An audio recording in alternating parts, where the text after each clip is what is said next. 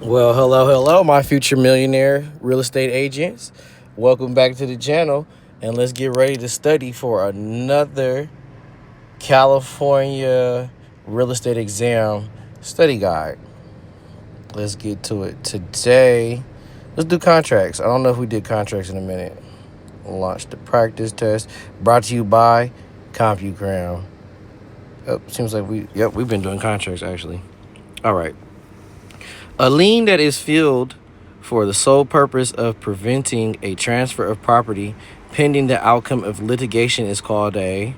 And sorry if you hear any background noise. It's hot today, so I'm not going to be burning myself up to make this video. But let's get back to it. So, boom.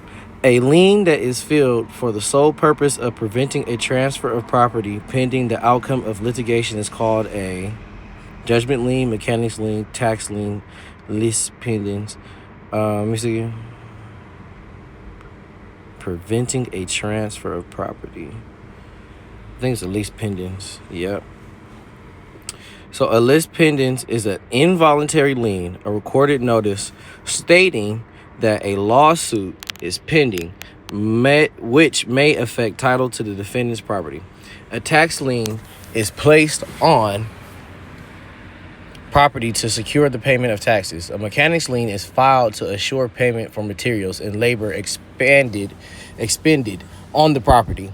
A judgment lien is filed to attach property to secure payment of a confirmed debt.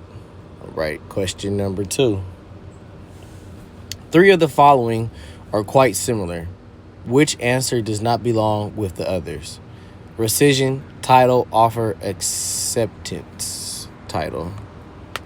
Offer, acceptance, and rescission pertain to contract. Title does not. Question number 3. If a broker receives 2 offers for the same house at the same time, one from the agent of a cooperating broker and another from their own agent, the broker should submit the cooperating broker's offer, submit both offers, reject both offers, submit their agent's sale offer to the seller first.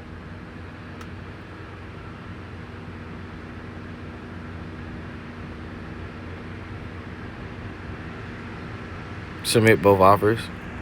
Duh. All right, question rationale. A broker or sales agent is required to submit all offers and may not give preference to their own offer over that of another firm, which is correct.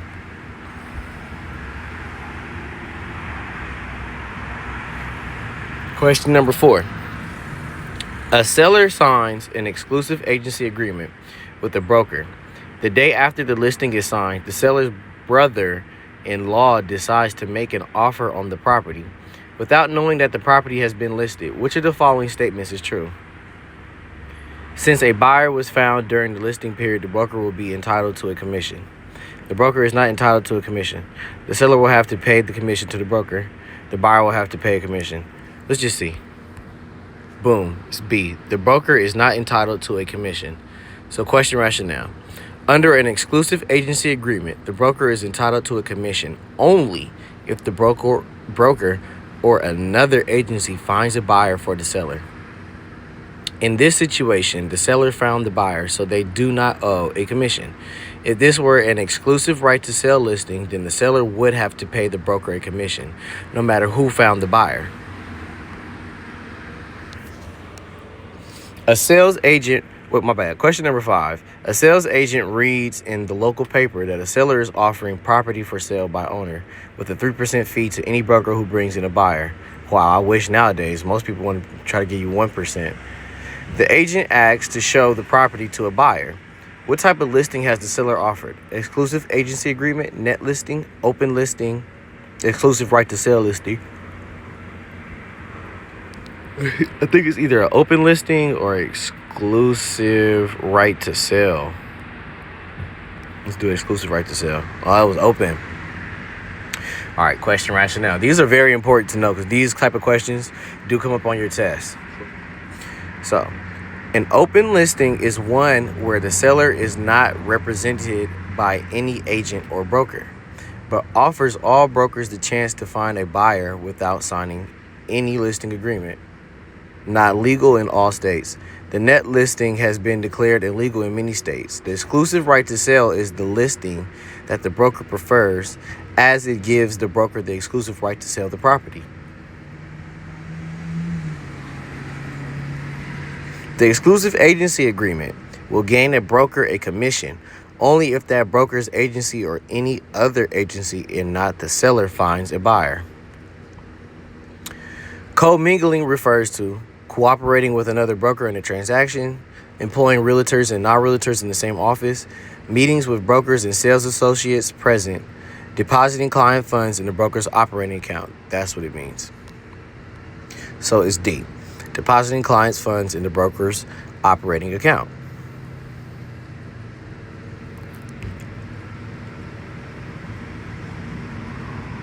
Question rationale. A broker is required by the law to have a special trust account to avoid commingling clients' funds with the broker's funds. A broker may nevertheless maintain some of the broker's own funds in the special trust account, but only when they are clearly identified as the broker's funds and used only for the purpose of maintaining a minimum balance to keep the account open or to cover bank service charges. All salespeople in a brokerage must be realtors if the broker is a realtor. Commissions are determined by broker policies. All commissions are negotiable. Federal law, state law. The broker's policy. Oh, no. All commissions are negotiable. There we go.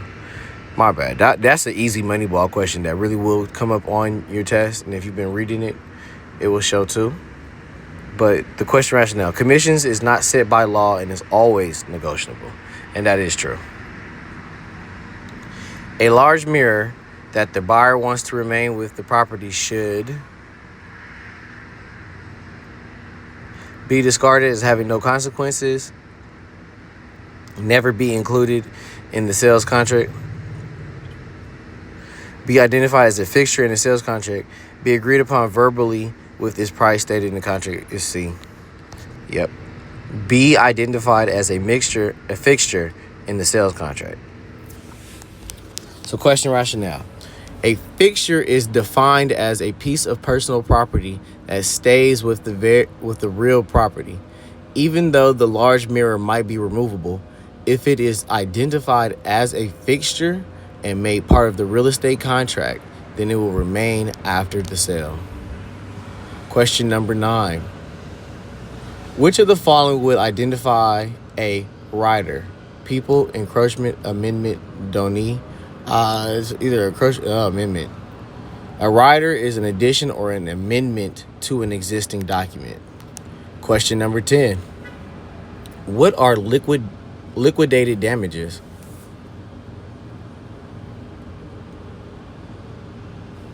Any amount the party agrees on to settle a potential dispute. Losses suffered when liquidating a business. A cashier's check that is used to empty a broker's trust account.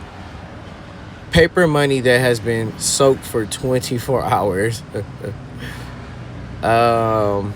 It's either A or B. I think it's A. Yeah. Question rationale. Liquidated damages are an amount of money the parties agree upon in advance before entering into a contract that will serve as damages in the case of a breach. Often, the good faith deposit or earnest money serve as liquidated damages in the case of breach by a buyer. On the other hand, if the seller breaches the contract, liquidated damages may serve to eliminate a suit for specific performance. And you know what? I'm going to give you guys a bonus question today. Let's go. Number 11. Who is authorized to rescind a voidable contract? The agent and the seller only? Either party? Only the minor? Neither. Only a void contract may be rescinded. Let's try either party. Oh, only the minor. Okay. Question rationale. Only a voidable contract may be rescinded and only by the injured party. A minor is not held accountable in a real estate contract and therefore may rescind the contract due to lack of contractual capacity. A void contract is not really a contract at all because it lacks one of the essential elements or is defective in some other way and therefore is unforeseeable. So you guys make sure when you're taking the test, you fully read them, Watch for those trick questions. Get those money ball questions. And make sure you study. Now, another way to study, I know I've been telling you guys do the 3 times each method, but another way to do that too is to put a spin on this 3-time method as well. Or you can apply it to every instant in life. So now we have 3 different methods. We're going to read it, we're going to watch it, we're going to write it. So take notes, listen to a video on it, and read your textbooks. All right, you guys, make sure you like and subscribe, leave a comment. Make sure you watch the video a couple more times, play some other study guide videos, and see you in the next one.